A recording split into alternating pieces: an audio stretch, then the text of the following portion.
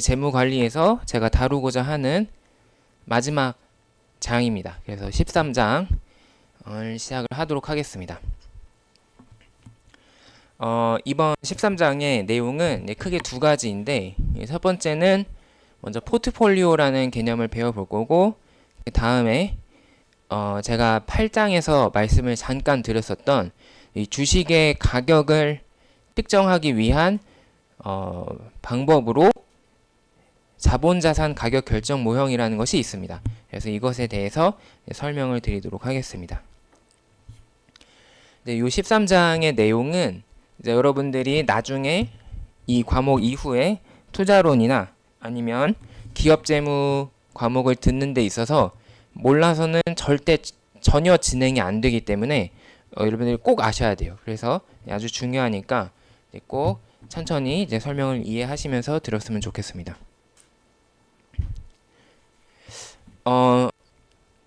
이제 그 미술 하시는 분들은 아니면은 디자인을 하시는 분들 아니면은 마케팅을 하시는 분들은 나의 포트폴리오라는 이야기를 하실 때가 있는데, 이제 내가 만들었던 작품들 아니면 내가 참여했던 그런 작품들 이런 것들을 묶음으로 이야기할 때 이제 포트폴리오라는 이야기를 합니다.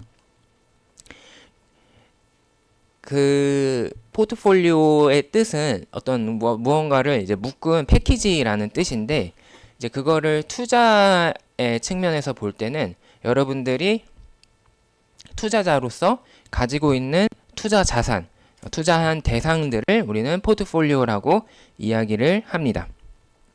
그리고 그 포트폴리오는 여러 가지 묶음으로 구성이 되어 있기 때문에 보통 100%를 기준으로 내가 가지고 있는 자산의 100% 중에서 20%는 어디에 투자했다, 30%는 어디에 투자했다, 이런 식으로 각각 자산들의 몇 %씩 투자를 했는지 이야기를 합니다. 그 퍼센트를 우리는 포트폴리오 비중, 웨이트라고 부릅니다. 예를 들어서 내가 가진 자산이 총 200달러였다. 근데 주식 A에 50달러, B에 150달러를 썼다면 A의 비중은 전체 200달러 중에서 50달러를 썼기 때문에 25%, 그리고 B의 비중은 전체 200 중에 150이 투자되었기 때문에 75%, 이렇게 표현을 할 수 있습니다. 이 포트폴리오 전체의 수익률, 나의 자산의 총 수익률은 그 포트폴리오를 구성하는 각각의 항목들의 평균으로 구할 수가 있습니다. 예를 들어서 내가 A에 50%, B에 50%를 투자했다.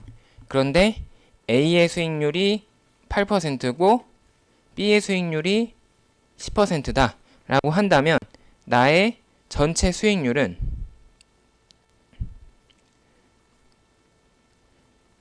8과 10의 평균인 9%가 되는 거예요. 이제 이 원리가 왜 가능하냐면 내가 전체 가진 100달러를 A에 50% 투자하고 B에 50% 투자했다면 나는 A에 50달러, B에 50달러를 투자한 셈이 됩니다. 근데 50달러에 투자해서 8% 수익이 생기면 50 곱하기 1 플러스 0.08 해서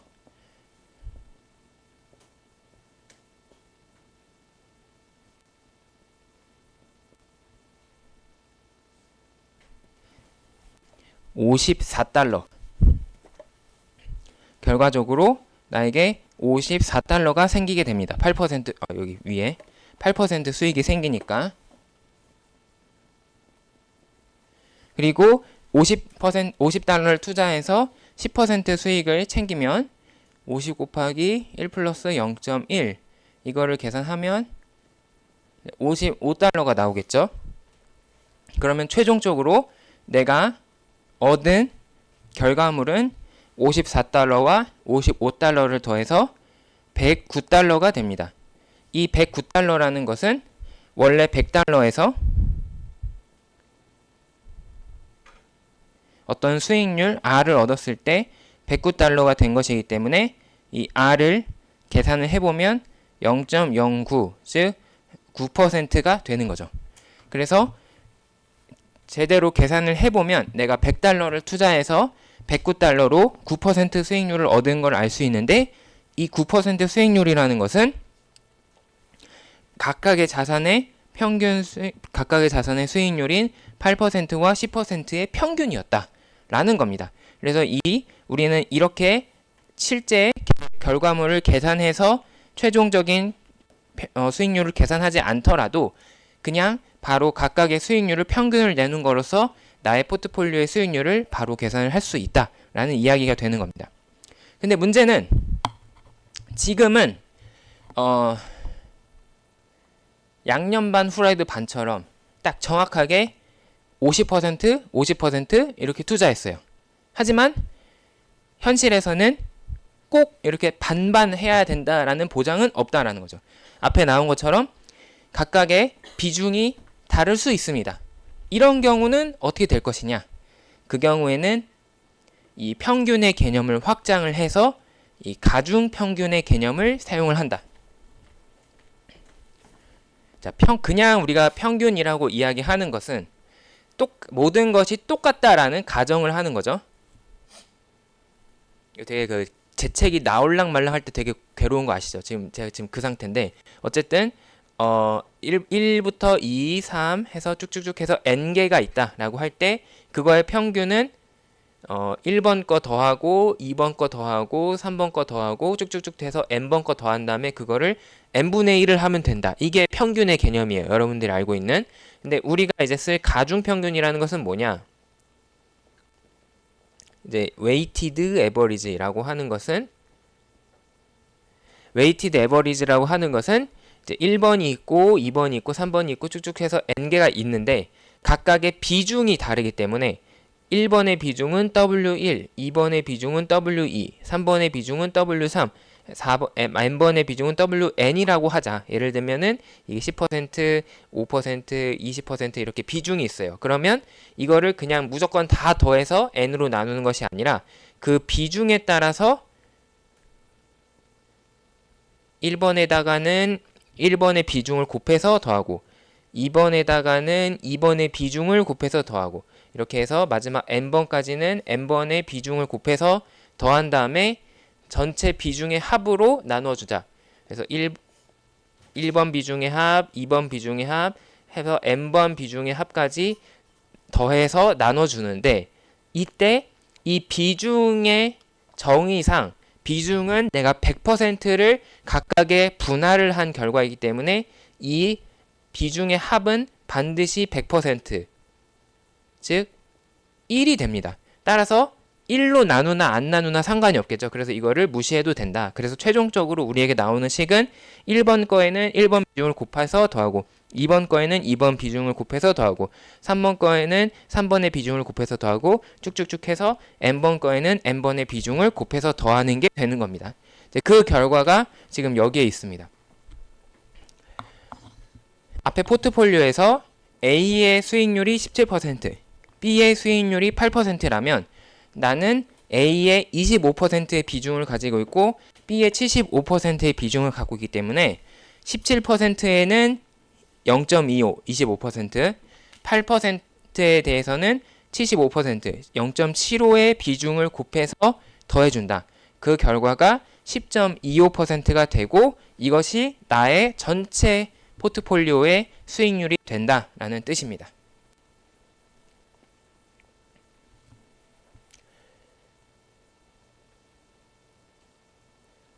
여기서 잠깐 넘어가기 전에 교수님, 여기서 그냥 우리가 평균을 할 때는 더해서 n분의 1을 했는데 여기는 왜 그 비중들을 더해서 나눠주나요? 이렇게 질문하실 수 있어요. 그것에 대해서 이제 제가 설명을 드리자면, 지금 제가 우리가 이렇게 계산을 하지만 사실 이것은 n분의 1 곱하기 1, n분의 1 곱하기 2, n분의 1 곱하기 3 쭉쭉쭉 해서 n분의 1 곱하기 n번째를 한 거랑 똑같은 거거든요.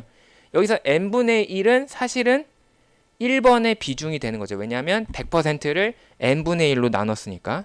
2번에 n분의 1이 붙어 있는 것은 이것은 100%를 n분의 1로 나눴기 때문에 2번의 비중이 되는 거예요. 그래서 사실 이 결과는 이 아래에 있는 가중평균의 특별한 경우다. 모든 비중이 동일한 것의 결과에 불과합니다. 그래서 여러분들이 알고 있는 평균이라는 것은 이 가중평균이라는 일반적인 결과의 세부적인 항목이 되는 거예요.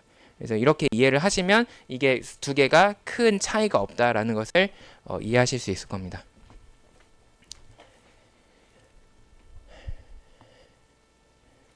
자, 이제 평균 나오고 막 이렇게 하니까 이제 우리가 확률의 개념이 나오기 때문에 여러분들이 슬슬 이제 스팀이 올라가고 있을 텐데, 자, 이제 평균 다음에는 우리가 늘 통계에서 분산을 배우죠. 그래서 분산에 대해서 우리가 지난 12장에서 간단하게 얘기를 했는데, 이번 13장에서는 여러분들이 공분산이라는 것에 대한 개념을 또 이해하실 필요가 있습니다. 지금 제가 공분산이라고 해놓고 두 확률 변수가 함께 움직이는 정도라고 되어 있는데, 이 확률 변수는 또 뭐냐? 어렵게 생각할 거 없이 확률의 개념이 들어간 어떤 값이다 라고 생각을 하면 되겠어요. 그러니까 우리는 지금 확률이 있는 통계에 대한 이야기를 하고 있다라는 거예요. 근데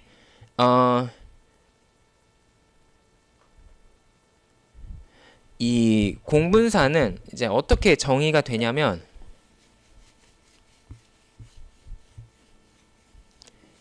정의까지는 얘기하지 말고 이렇게 얘기를 합시다.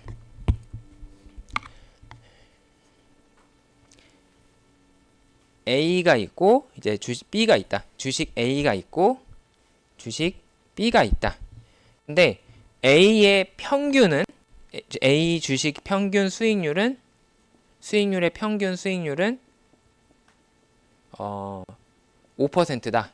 그리고 B의 주식의 평균 수익률은 10%다 라고 합시다. 하지만 여기서 평균이라는 말이 있죠. 이것은 무슨 말이냐면, 아마도 A는 이번에 5% 수익률을 낼 가능성이 제일 높다. 대충 여러 번 하다 보면은 5%가 된다라는 거지만 평균이기 때문에 그렇지 않은 경우가 있다는 뜻입니다. 이제 확률의 개념이 들어가는 거죠. 그래서 5%를 중심으로 지난 시간에 보였던 정규 분포가 생기게 되고, 따라서 5%보다 낮은 수익률을 기록을 하게 될 수도 있고, 앞으로 5%보다 높은 수익률이 나타날 수도 있습니다. 이제 이거를 우리는 분산이 있다라고 이야기를 하죠. 그래서 5%를 중심으로 클 수도 작을 수도 있다. 근데 마찬가지로 주식 B도 10%를 중심으로 그 수익률이 실제로는 10%보다 클 수도 있고 작을 수도 있습니다. 그런데 이제 공분산이라는 건 뭐냐? 자, 주식 A가 5%보다 높은 수익률이 나왔을 때 B는 어떤 수익률이 나오는지를 대체로 봤더니, A의 수익률이 5%보다 높을 때는 B의 수익률도 대체로 10%보다 높더라. A의 수익률이 5%보다 낮을 때는 B의 수익률도 10%보다 낮을 때가 많더라. 그러니까 A랑 B는 대체로 같은 방향으로 왔다 갔다 하더라 라는 뜻입니다. 이제 그 경우에 우리는 공분산이 양의 값을 가진다. 같은 방향일 때는 양의 값을 가진다 라고 표현을 하고, 반대로 A의 수익률이 5%를 중심으로 커질 때 B의 수익률은 거꾸로 10%를 중심으로 낮을 경우가 많더라. 반대로 A의 수익률이 5%보다 작을 때 B의 수익률이 10%보다 클 때가 많더라 라고 하면 우리는 그 경우는 음의 공분산을 가진다, 반대의 방향으로 움직인다 라고 이야기를 하는 겁니다.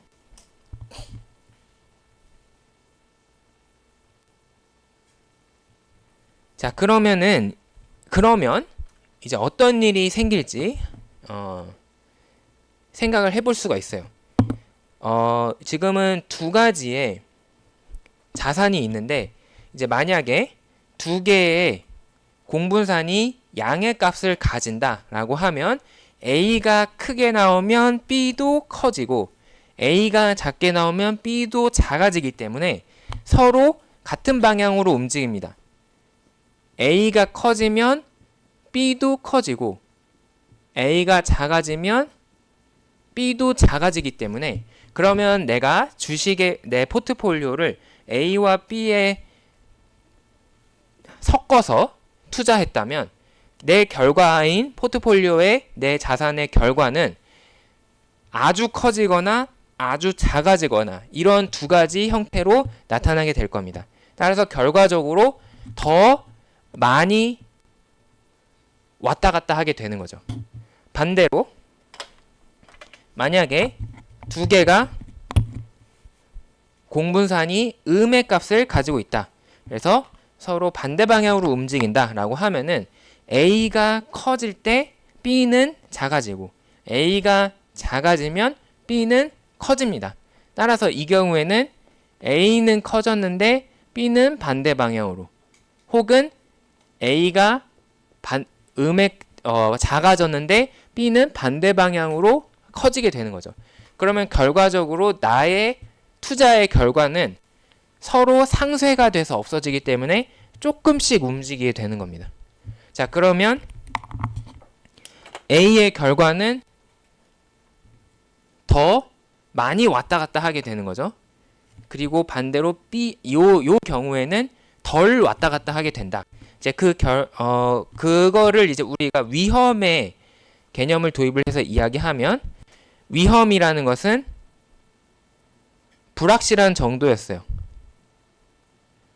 내가 생각한 것대로 이루어지지 않을 가능성을 우리는 위험이라고 부르는데 분산을 가지고 우리가 위험의 정도를 이야기한다라고 하면 이 첫 번째 경우에는 더 많이 위험한 게 되는 거예요. 왜냐하면 더 많이 커지거나 더 많이 예상보다 작아지게 되기 때문에 이 경우는 내 예상을 벗어나는 정도가 매우 커지는 거죠. 그래서 더 위험합니다. 하지만 반대로 요 두 번째 경우에는 서로 상쇄돼서 없어지기 때문에 내 예상을 벗어나서 커지더라도 조금만 커지고 내 예상을 벗어나서 작아지더라도 조금만 작아지게 됩니다. 그러므로 위험하지 않게 되죠. 상대적으로 덜 불확실하게 되는 겁니다. 자, 그러면은 내가 주식을 두 개를 아무거나 이 세상에 존재하는 주식을 아무거나 골라서 내 포트폴리오를 만들었을 때 이 경우가 많을까? 이 경우가 많을까? 그거는 반반이죠. 사실 두 개인 경우에는.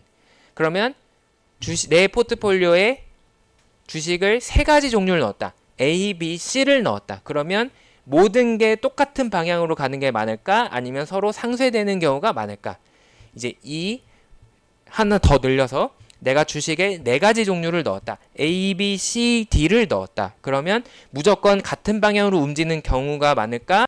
아니면 서로 상쇄되는 경우가 많을까? 이제 이런 식으로 상상을 하다 보면 자연스럽게 결론을 낼 수 있습니다.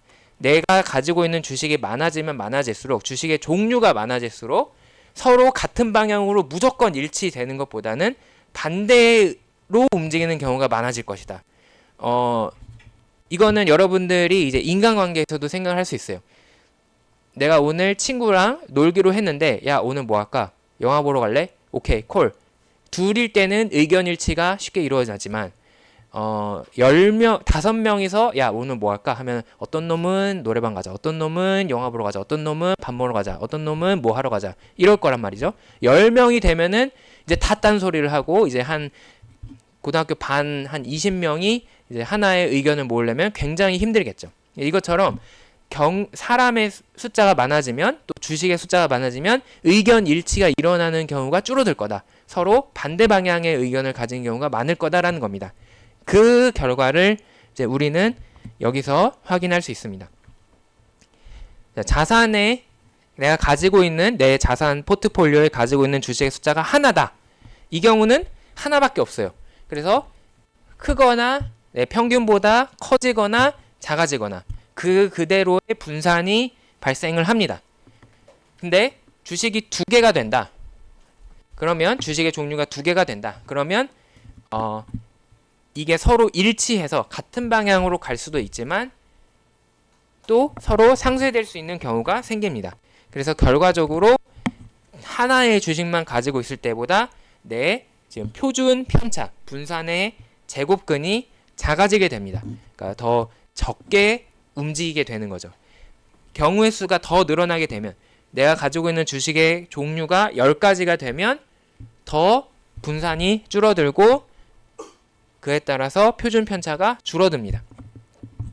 내가 가지고 있는 주식의 숫자가 한 30개쯤 되면은 이제 거의 절반, 이 표준 편차가 절반 이하로 떨어진 것을 관찰할 수 있습니다. 왜? 서로 반대 방향으로 움직이는 것들이 생겨서 상쇄를 시켜버리기 때문에.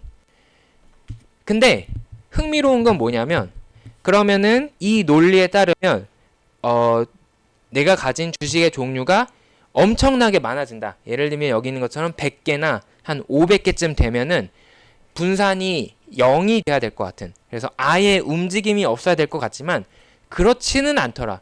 이게 49.24, 표준 편차가 49.24, 37.36, 29.69, 24.98, 21.68 이렇게 떨어지다가 그 속도가 점점 떨어지는 속도가 느려지더니 19 언저리에서는 거의 줄어들지 않습니다. 이 경우는 왜 그런 것이냐? 이것을 이제 그림으로 그리면 이제 이렇게 됩니다. 내가 가진 주식의 종류가 하나에서 두 개가 되는 경우에는 나의 분산이 확 떨어지더라. 근데 그게 어느 정도 이상이 가면은 더 떨어지지는 않는 그런 모습을 관찰을 할 수 있습니다. 자, 그래서 우리는 여기서 두 가지 중요한 사실을 알 수 있는데, 첫 번째, 분산 투자의 원칙을 세울 수 있습니다.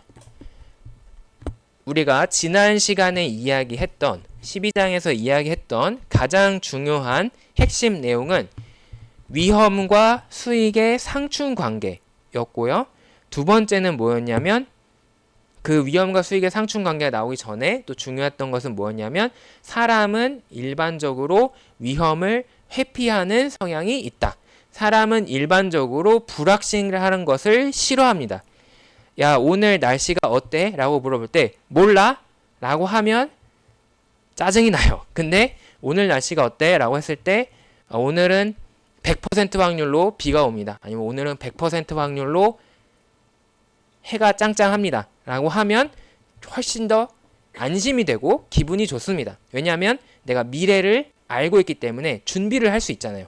근데 모르면 화가 나요. 그래서 사람은 다 위험을 줄이려고 한다. 그거를 주식에 대입을 하면, 투자에 대입을 하면 사람들은 내가 기대한 평균 그대로 딱 나오면 좋지, 거기서 벗어나서 이상한 일이 일어나면은 굉장히 혼란스럽다라는 거예요. 그래서 이제 이 분산을 작게 만들고 싶은데, 그 분산을 작게 만들려면, 표준 편차를 작게 만들려면 네가 하나에 투자하지 말고 여러 개로 나누어서 투자해라. 그렇게 하면 너의 포트폴리오의 표준 편차를 이렇게 줄일 수 있다 라는 겁니다. 그래서 여러분들은 이제 요 분산 투자의 원리에 따라서, 원칙에 따라서 기본적으로 투자를 할 때 가장 바람직한 것은 모든 나의 자산을 하나에만 투자하는 것이 아니라 나누어서 투자를 해야 된다. 이제 이거를 나타내는 그 여러 가지 그 격언들이 있는데, 뭐 대표적인 것이 바로 계란을 한 바구니에 담지 말라 이거예요. 어머니가 나에게 심부름을 시켜서 시장 가서 계란을 좀 사와라 라고 했는데, 그거를 한 바구니에 이만큼 사가지고 룰루랄라 오다가 돌부리에 걸려서 넘어지면은 그 바구니가 쏟아지면서 그 안에 있었던 계란이 모두 박살이 나겠죠. 근데 그거를 안전하게 이제 조금씩 포장을 해서 나눠 놨다면 하나의 바구니가 박살이 나더라도 나에게는 여전히 남은 바구니가 있기 때문에 그래도 최소한 몇 개는 살릴 수 있지 않겠느냐라는 것이 이 분산 투자의 원칙입니다. 그래서 그거를 이제 주식에 이야기한다면 A가 당연히 잘 되면 좋겠지만 안 될 수도 있거든요. A에 투자했는데 나는 5% 수익을 기대하고 A에 투자했는데 사실 실제로는 마이너스 1% 수익이라는 처참한 결과가 날 수도 있어요. 왜냐하면 수익에 대한 것은 예상, 기대, 미래에 대한 이야기, 희망이지만 실제는 우리가 100% 예상을 할 수가 없는 거죠. 그래서 안 좋은 수익이 발생할 수 있어요. 하지만 그 경우에 내가 B에도 투자하고 있었다면, 그리고 특히 그 경우에 이 A와 B가 서로 공분산이 음의 값을 가져서 서로 반대 방향으로 움직인다면 A에선 손해를 봤더라도 B에서는 예를 들면 11% 수익을 봐서 결과적으로 내가 이익을 볼 수 있는 그런 상황이 생길 수 있습니다. 하지만 내가 A에만 투자했다면 나는 이 마이너스 1% 손해본 것으로 끝나야 되는 거죠. 그래서 주식에 투자할 때는 나눠서 투자해야 된다. 이 이야기가 첫 번째 교훈이 되겠습니다. 두 번째, 우리가 알 수 있는 것은 이렇게 네가 분산 투자를 하면 위험을 줄일 수 있어. 그래서 여기 줄여지는 부분을 우리는 뭐라고 해놨느냐? diversifiable risk, 분산 가능한 위험이라고 해놨습니다. 분산 가능한 위험, 요 diversifiable risk라는 것은 네가 줄일 수 있는 위험, 너가 그냥 손쉽게 주식의 종목의 숫자를 늘리는 것만으로 없앨 수 있는 위험을 뜻합니다. 하지만 그래프에서 알 수 있듯이 이 값이 줄어들다가 어느 한계점을 넘지 못하고 이제 그 이후에는 효과가 없어요. 예를 들면 주식의 종목을 한 개에서 두 개로 만드는 것은 매우 큰 효과를 가지지만 내가 이미 30개의 종목을 가지고 있는 상황에서 30개 종류의 주식을 가지고 있는 상황에서 31개가 돼봤자 아무런 큰 차이가 없다라는 겁니다. 그러면 이 아래 부분은 뭐냐? 이거는 분산 불가능한 non-diversifiable risk, 이것은 분산 투자하는 것으로 줄일 수 없는 위험이 있다. 이 부분이 존재한다라는 것을 알 수 있습니다. 그래서 포트폴리오의 위험, 내가 투자할 때의 위험은 두 가지로 나눌 수 있다. 첫 번째, 분산 투자를 해서 나눌 수 있는, 줄일 수 있는 위험이 있습니다. 그거를 우리는 비체계적 위험 혹은 분산 가능 위험이라고 부릅니다. diversifiable risk라는 말은 이제 굉장히 직관적으로 왔는데 여기서 unsystematic risk라는 말이 나왔죠. 이제 이거 비체계적 위험이라고 부릅니다. 이제 이게 왜 비체계적 위험이냐? 이 위에 있는 체계적 위험의 반대말인데, 분산 불가능한 위험은 우리가 체계적 위험이라고 부릅니다. 이게 왜 체계적 위험, systematic risk냐? 자, 이렇게 생각할 수 있어요. 자, 지금 우리가 A와 B라는 주식을 섞었을 때 A가 손해를 보는 것을 B에서 만회한다. 이 개념이 존재했어요. 그러면 A는 왜 손해를 받느냐? 이거는 A의 잘못이죠. A라는 기업의 주식의 문제점이에요. A라는 기업의 주식이 가지고 있는 어떤 특정한 문제가 되는 거예요. 예를 들면 이게 A가 삼성전자다 라고 하면 삼성전자가 이번에 반도체를 엔비디아한테 못 팔았대 라고 하는 안 좋은 뉴스. 삼성전자가 반도체를 만들었는데 그 미국과 중국이 서로 무역 전쟁을 해가지고 반도체 수입이 줄어들었대.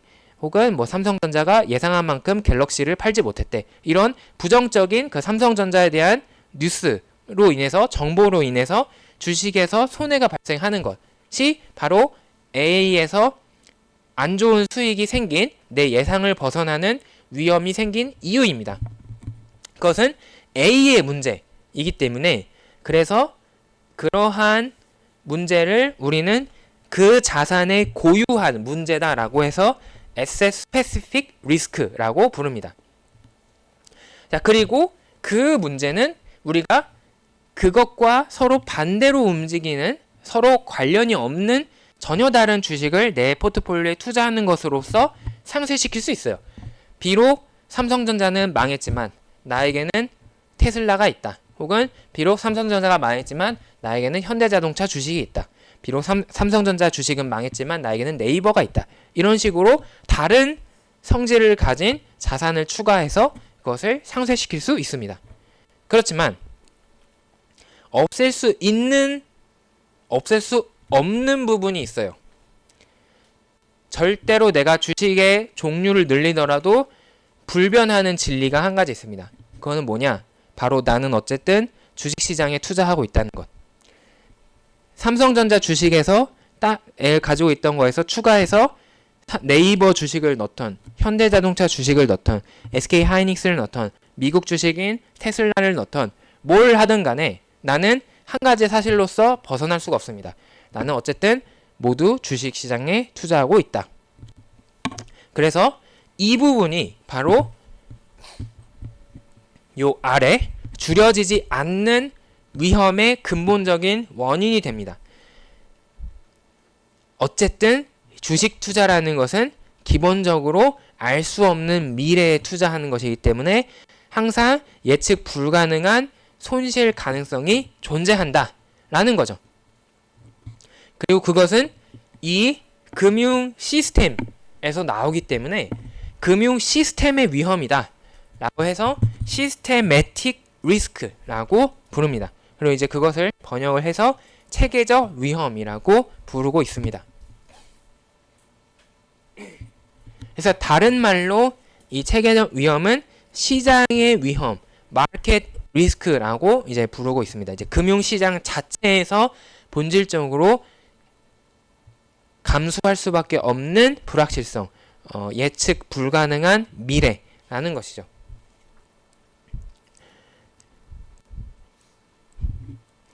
자, 그러면 우리가 지난 장에 배웠던 위험과 수익의 상충 관계를 생각해 봅시다. 자, 위험이 나의 수익률은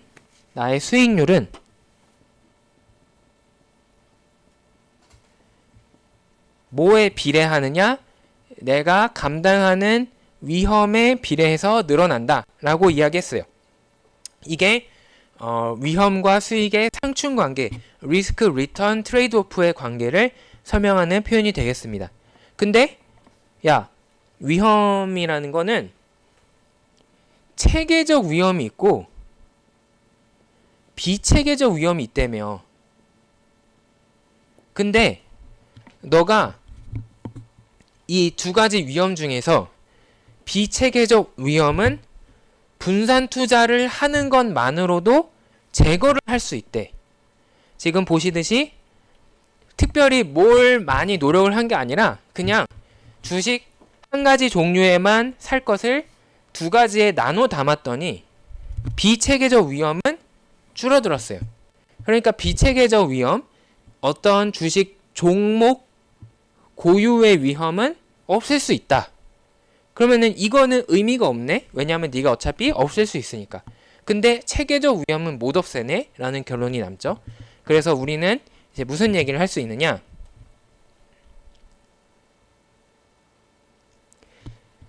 수익률은 위험 중에서도 특히 체계적 위험에 비례한다 라고 이야기할 수 있습니다.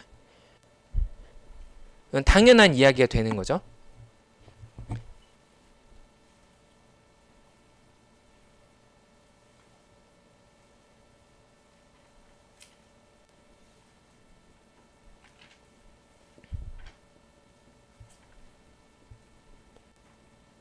수익과 위험에는 비례하는 관계가 있어서 내가 위험을 늘리면 늘릴수록 수익이 늘어나.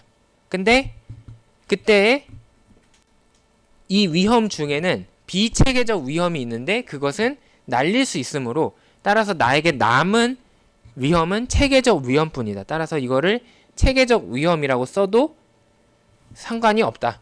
이제 나의 모든 수익률은 체계적 위험이 늘어날 때만 늘어날 것이다 라고 한다는 얘기가 되겠습니다. 그러면 이제 우리는 중요한 게 줄어들었어요. 이제 우리가 관심을 가져야 되는 것은 체계적 위험이다. 그럼 체계적 위험을 어떻게 나타낼 것이냐? 베타라는 것을 이용해서 나타내게 됩니다. 이 베타를 여러분들이 우리 재무 관리에서는 어떤 주어진 어떤 성질이라고 이해를 하시면 돼요. 삼성전자의 어떤 성질, 그것은 삼성전자의 베타가 됩니다. 현대자동차의 베타라는 것은 현대자동차의 어떤 성질이 되는 거예요. 찾아보면 이제 각각의 베타가 존재하는 것을 확인할 수가 있습니다.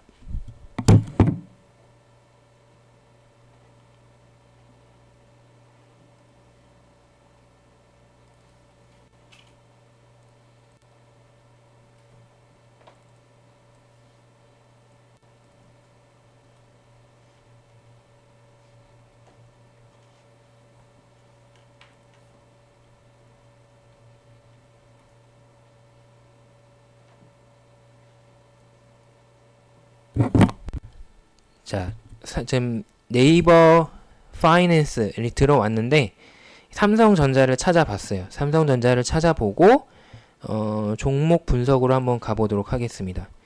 종목 분석으로 가서 이제 여러 개를 뒤지다 보니까 여기 베타라는 표현이 있습니다. 그리고 베타가 0.94라는 값을 가진다라고 어떤 숫자로서 표현이 돼 있어요. 비슷하게 이번엔 뭐 찾아볼까요? 네이버 찾아보겠습니다. 네이버 찾아보면 종목 분석에 가보면 베타가 나와 있어요. 0.90이라는 값을 가진다라고 나와 있습니다. 이렇게 각각의 주식에 대해서 베타가 다 존재를 합니다. 그러면 그 베타는 지금 0.92, 0.9 이런 값들로 존재하는데 그 값이 어느 정도이냐 따라서 그 주식의 성질이 달라지게 됩니다. 베타는 기준이 1이에요. 0과 1이라는 중요한 기준점을 가지고 있습니다. 그래서 베타가 1보다 큰 자산은 중심이 되는 베타가 1인 것부터 합시다. 베타가 1인 자산은 딱 주식시장의 평균만큼 한다라는 뜻입니다. 그래서 이 의미는 쉽게 생각하면 이렇게 생각해도 무방합니다. 주식시장 전체가 1%의 수익률을 기록을 할 때 이 베타가 1인 자산은 똑같이 1% 수익을 기록을 한다. 주식시장 전체의 수익률이 2%가 됐을 때 베타가 1인 자산은 2%의 수익률을 기록한다. 주식시장 전체의 수익률이 3%가 되었을 때 베타가 1인 자산은 3%의 수익을 기록을 한다. 이렇게 기억을 하셔도 크게 틀리지 않아요. 그래서 베타가 1인 자산은 딱 주식시장만큼 하는 그런 자산이다 라고 이해를 하시면 되겠습니다. 근데 베타가 1보다 큰 자산은 훨씬 더 이제 높은 수익이 나옵니다. 주식시장의 수익률이 1%일 때 예를 들면 베타가 2인 자산은 2% 수익에 가까운 값이 나옵니다. 주식시장 수익률이 2%가 나오면 베타가 2인 자산은 4% 수익이 나옵니다. 예를 들면 이제 이런 식으로 베타가 1보다 큰 경우에는 주식시장보다 항상 더 주식시장이 수익률이 좋은 값이 나왔을 때 그보다 더 좋은 수익률이 나옵니다. 자, 그러면 안 좋을 때는 어떨까요? 주식시장의 수익률이 마이너스 1%가 나오면 베타가 2인 자산은 마이너스 2% 수익률로 더 안 좋아집니다. 주식시장 전체 수익률이 마이너스 2%면 베타가 2인 자산의 수익률은 마이너스 4%가 됩니다. 이렇게 더 비례해서 안 좋아진다 라고 이해를 하면 되겠습니다. 그래서 베타가 1보다 크다라는 것은 체계적 위험이 많다라는 뜻이고 매우 많다라는 뜻이고 따라서 이 경우에는 주식시장보다 더 확 좋아지거나 더 확 나빠진다라는 뜻을 담고 있습니다. 자, 그러면 베타의 값이 작다, 1보다 작다, 근데 0보다는 크다 라고 하면은 어떨까? 이 경우에는 작게 움직인다라는 뜻입니다. 그래서 주식시장 전체 수익률이 1%일 때 베타가 0.5인 자산은 0.5% 수익률이 나옵니다. 주식시장 전체의 수익률이 마이너스 1%일 때 베타가 0.5인 자산은 마이너스 0.5%의 수익률이 나옵니다. 그래서 주식시장이 크게 좋아지든 크게 나빠지든 베타가 0과 1 사이에 있어서 작은 경우에는 조금만 움직이게 되기 때문에 상대적으로 안전하다, 상대적으로 나의 예상을 벗어나는 경우가 적다라고 표현을 할 수 있습니다. 베타가 0인 경우는 어떠느냐? 안 움직입니다. 베타가 0인 자산은 주식시장이 2% 수익률이 나도 베타가 0인 자산은 그대로 내가 예상한 딱 그대로 나오게 됩니다. 그 변화가 나오지 않고 따라서 이제 위험이 없다라고 이야기할 수 있습니다. 우리가 지난 12장에서 언급을 했던 이론적인 무위험 자산, 전혀 위험이 없는 자산의 경우 바로 우리가 베타가 0인 자산이 되겠습니다. 자, 근데 베타는 숫자이기 때문에 음수일 수도 있어요. 음의 값을 가지면 어떻게 되느냐? 그 경우에는 이제 이와 비슷한 관계가 있지만 이제는 주식시장과 반대로 움직인다는 뜻입니다. 주식시장이 1% 더 좋아졌을 때 베타가 마이너스 1인 자산은 거꾸로 1% 나빠집니다. 주식시장이 마이너스 1% 수익률을 기록했을 때 베타가 마이너스 1인 자산은 거꾸로 플러스 1의 수익률을 더 초과로 가져갈 수 있다. 그래서 이제 반대로 움직이는 경우가 되겠습니다. 자, 여기 지금 미국의 여러 기업들의 베타가 나타나 있어요. 그래서 베타의 값이 다양하다라는 것을 알 수가 있는데 이 기업들을 보면서 왜 베타가 이렇게 차이가 날까? 우리가 한번 생각을 해봅시다. 자, 코카콜라의 경우 베타가 매우 작아요. 0.5밖에 안 돼요. 왜 코카콜라의 베타는 작을까? 그것은 이게 음료수를 파는 기업이기 때문에 미국의 주식시장이 좋든 나쁘든 별로 변화 없이 꾸준한 결과가 나온다라는 뜻이 됩니다. 미국의 경제가 좋아지면 미국의 주식시장도 좋아지겠죠. 그러면은 주식시장의 수익률이 훨씬 더 올라갈 텐데 그 경우에도 사람들이 이제 돈 많이 벌었으니까 코카콜라 한 병 하루에 먹던 거를 3병 먹어야지 이러진 않을 거 아니에요. 그렇기 때문에 코카콜라의 실적은 아마도 꾸준히 크게 변화 없이 유지가 될 것으로 생각할 수 있습니다. 한편 미국의 경제가 안 좋아졌다 라고 이게 경제 침체가 왔어요. 그러면은 이제 주식시장의 수익률도 안 좋아질 거예요. 그렇지만 그 경우에도 내가 이제 좀 경제가 어려우니까 원래 일주일에 코카콜라를 한 번 마시던 거를 끊어야겠다. 이렇게 해서 성공하는 경우는 별로 없을 겁니다. 왜냐하면 늘 마시는 음료이기 때문에. 그래서 코카콜라의 경우에는 베타가 작게 위험이 적은 것으로 항상 꾸준한 결과가 나오는 것으로 확인되고 있습니다. 비슷한 이유로 맥도날드의 베타 값도 작게 나오죠. 사람들이 익숙하게 먹는 요 패스트푸드이기 때문에 주식시장에서 아주 높은 수익률이 나타나더라도 맥도날드는 크게 변화가 없다. 항상 안정적으로 유지가 될 것이다. 이런 결과를 우리가 확인할 수 있습니다. 자, 반면에 요 제일 아래에 있는 쇼피파이 요런 것들이 있다라고 할 때 요거는 이제 제가 알기로는 그 이커머스 업체로 알고 있거든요. 그러니까는 이제 그 온라인으로 쇼핑을 하는 거죠. 자, 그러면은 사람들이 돈을 많이 벌었다. 그러면은 쇼핑을 더 많이 하겠죠. 그러면은 이 기업의 실적도 좋아질 거다. 따라서 주시장이 좋아질 때 이 기업의 주식은 더 많이 좋아지고 그래서 베타가 1보다 큰 걸로 우리가 이해를 할 수 있습니다. 반대로 불황이 와서 주식시장이 안 좋아지면은 사람들이 쇼핑을 줄이겠죠. 그렇기 때문에 이 기업의 베타는 이제 1.5 이상이기 때문에 더 많이 수익이 더 많이 줄어들게 될 것이다. 그래서 더 많은 손해가 예상될 것이다. 이렇게 우리가 이해를 할 수 있습니다. 반면에 이제 비자랑 마스터카드의 베타는 1에 아주 가까워요. 이거는 왜 그럴까? 이 사람들이 신용카드를 사용하는 실적은 거의 이 현재 우리 경제가 좋아지느냐 나빠지느냐에 비례하겠죠.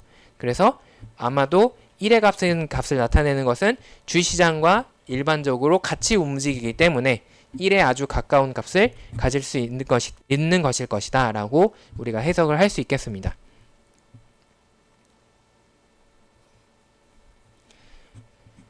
자, 그러면 이 베타도 어떤 그 각각의 자산 아니면 각각의 주식의 성질이라고 이야기를 했는데, 그러면 내가 포트폴리오에 여러 개의 주식을, 여러 가지 종류의 주식을 담았다 라고 한다면 그 전체의 베타는 어떻게 결정이 되느냐? 이것도 평균을 계산을 할 때처럼 가중 평균을 사용을 하면 됩니다. 수익률을 계산할 때처럼 평균을 계산하는 것으로서 베타를 계산할 수 있다. 앞에 예시에 있는 기업들 중에서 50%의 내 포트폴리오의 50% 자산을 쇼피파이에 투자하고 나머지 50%를 코카콜라에 투자하면 쇼피파이의 베타 1.59와 코카콜라의 베타 0.55에 대해서 0.5, 0.5를 각각 곱해서 더하는 것으로 내 포트폴리오의 베타를 계산할 수 있습니다. 그러니까 수익률을 계산할 때처럼 똑같이 평균의 개념을 적용을 하면 된다라는 뜻이에요.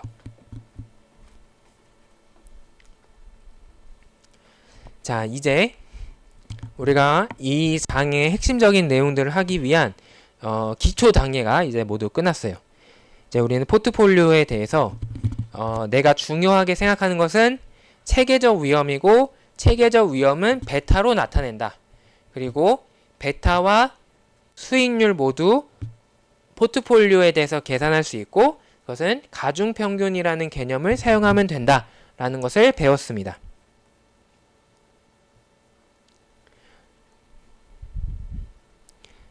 자, 이제 어떤 두 가지 종류의 자산이 있다라고 생각을 해봅시다. A는 평균 예상되는 수익률이 10%고 베타가 1.6인 성질을 가지고 있습니다. 한편 또 다른 자산은 바로 무위험 자산인데 수익률이 기본적으로 8%고 베타가 0입니다. 왜 베타가 0이느냐? 무위험 자산의 정의상 위험이 없기 때문에 베타가 0입니다. 자, 이제 내가 포트폴리오를 구성하는데 자산 A의 내 전체 가진 돈의 25%, 무위험 자산의 75%를 투자해 보겠습니다. 그러면 나의 수익률은 가중평균을 통해서 계산할 수 있습니다. A의 평균 수익률 20%, 무위험 자산의 평균 수익률 8%, 이 두 개를 가중치를 두어서 포트폴리오 비중만큼 곱해서 더하면 된다. A의 25%니까 0.25, 무위험 자산의 75%니까 0.75를 곱해서 더하면 나의 평균 수익률은 0.11, 그래서 11% 수익을 예상을 할 수 있습니다. 베타는 똑같이 가중평균을 하면 A의 베타 1.6에 A의 비중 0.25 더하기 무위험 자산의 베타 0 곱하기 무위험 자산의 비중 75%. 근데 어차피 0이니까 날리고 계산해보면 베타는 0.4가 나옵니다. 여기서 잠깐 넘어가기 전에 참고로 원래 내가 A에만 100% 투자했다면 나의 베타는 1.6이 되겠지만 나는 많은 자산을 무위험 자산에 넣었기 때문에 내 베타가 작아진 거를 확인할 수 있죠. 그래서 나는 위험을 많이 줄였습니다. 그 결과가 어떻게 되느냐? 나는 원래 A에만 투자했다면 20%를 기대할 수 있습니다. 20% 수익률이 나타날 것으로 예상을 할 수 있었지만 많은 자산을 그보다 수익률이 낮은 무위험 자산에 집어넣었기 때문에 내가 이제 예상할 수 있는 나의 수익률은 11%로 떨어진 것을 확인할 수 있습니다. 여기서도 위험과 수익의 상충 관계가 성립하는 것을 확인할 수 있어요. 내가 무위험 자산, 위험하지 않은 자산에 많은 돈을 넣었기 때문에 나의 수익률은 예상을 하기에 떨어지는 것으로 나타나고 있습니다.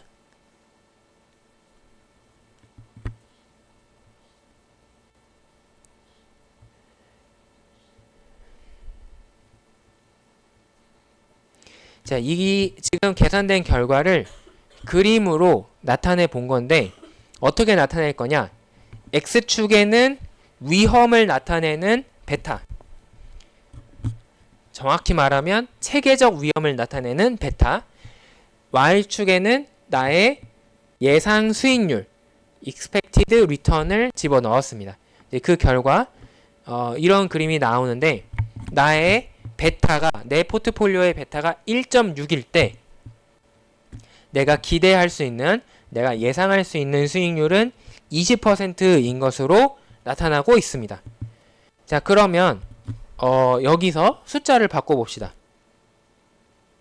내가 100% 모든 자산을 무위험 자산에 투자하면 어떻게 될까요? 그 경우에는 우리가 계산해보지 않아도 바로 알 수 있죠. 내가 무위험 자산만 가지고 있다면 나의 베타는 0이고 그 경우에 수익률은 8%가 될 것이다. 그 경우가 여기 점으로 나타나고 있어요. 베타가 0이게 되면 모든 자산을 무위험 자산에 투자해서 베타가 0이게 되면 나의 기대할 수 있는 수익률은 8%밖에 안 된다. 자, 그러면 이번에는 내가 모든 자산을 A에 투자하면 어떻게 될까요? 그게 이제 지금 아까 그 점이죠. 그래서 1.6의 베타를 가지게 되고 그때 수익률이 20%다. 이제 아까 죄송해요.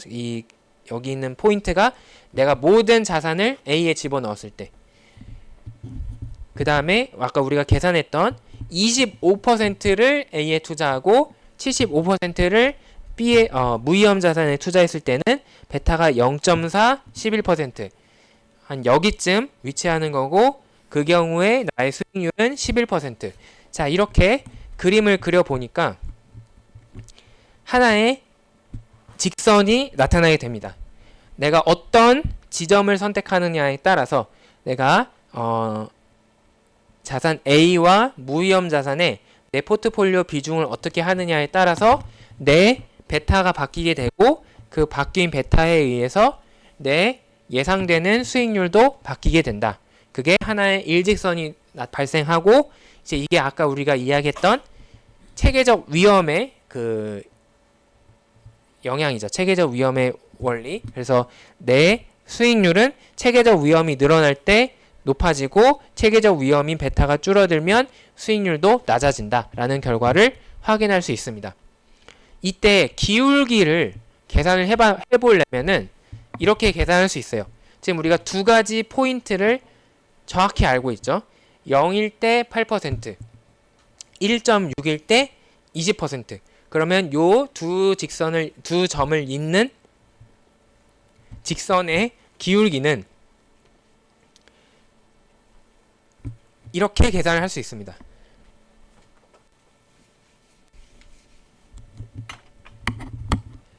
0일 때 8%였고 1.6일 때 20%였다. 0.08로 쓰고 0.20으로 쓴다면 그러면 x가 0에서 1.6으로 바뀔 때 1.6 빼기 0 분의 y 값은 8%, 0.08에서 0.20으로 이동했으니까 0.20 빼기 0.08.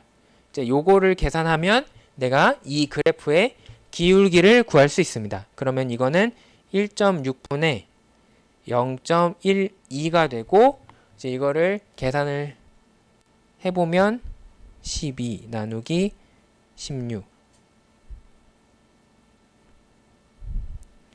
제가 이제 뇌가 굳어가지고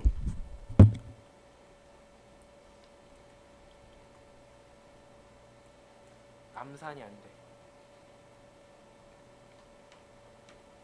그러면 0.075가 나옵니다. 이거는 0.075가 나오죠. 그래서 지금 여기 있는 것처럼 7.5%의 기울기를 가지는 것을 확인할 수 있습니다. 근데 이 7.5%라는 기울기를 계산할 때 우리가 어떻게 계산했냐면 0.2에서 0.08을 뺐어요. 여기서 0.2는 뭐였냐면 A의 수익률이었습니다. 그리고 0.08은 뭐였냐면 무위험 자산의 수익률이었어요. 이거를 우리는 보통 RF 이렇게 표현을 합니다.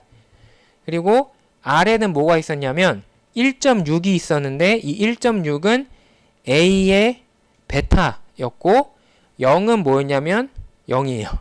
그래서 이거는 어떻게 계산이 되냐면 A의 수익률 빼기 무위험 자산의 수익률 나누기 A의 베타로 이 기울기를 구할 수 있다라는 의미가 되는 겁니다. 그래서 여기에 A의 수익률 RA 빼기 무위험 자산의 수익률 RF 나누기 A의 베타 이렇게 돼 있어요. 이 베타는 그리스 문자 알파 그 다음에 있는 베타를 사용을 하고 있고 return이기 때문에 수익률이 영어로 return이기 때문에 대문자 R을 쓰고 있어요. 그래서 A의 수익률은 RA 그리고 무위험 자산은 risk free asset이기 때문에 free에서 따서 F 해서 RF로 쓰고 있습니다. 그러면 여기에 이 괄호는 뭐냐? 이거는 expectation 평균을 의미합니다. 그래서 이거는 내가 예상하는 A의 수익률이다라는 뜻입니다. 왜 여기는 expectation이 없는데 여기는 expectation이 있느냐? 무위험 자산은 위험이 전혀 없기 때문에 항상 확정적으로 동일한 수익률을 나타내요. 그래서 이거는 기대하는 것과 지금 실제가 전혀 차이가 없습니다. 그래서 우리가 특별히 이것을 예상하는 것이다 라는 표현을 할 필요가 없어요. 하지만 일반적인 자산은 내가 예상하는 결과는 아직 일어나지 않은 미래의 일이기 때문에 실제 결과는 내가 기대하는 평균과 다를 수 있겠죠. 그래서 이거는 평균이다. 내가 예상하는 미래에 대한 예상치다. 라는 것을 표현하기 위해서 expectation 해서 이를 쓰고 있습니다.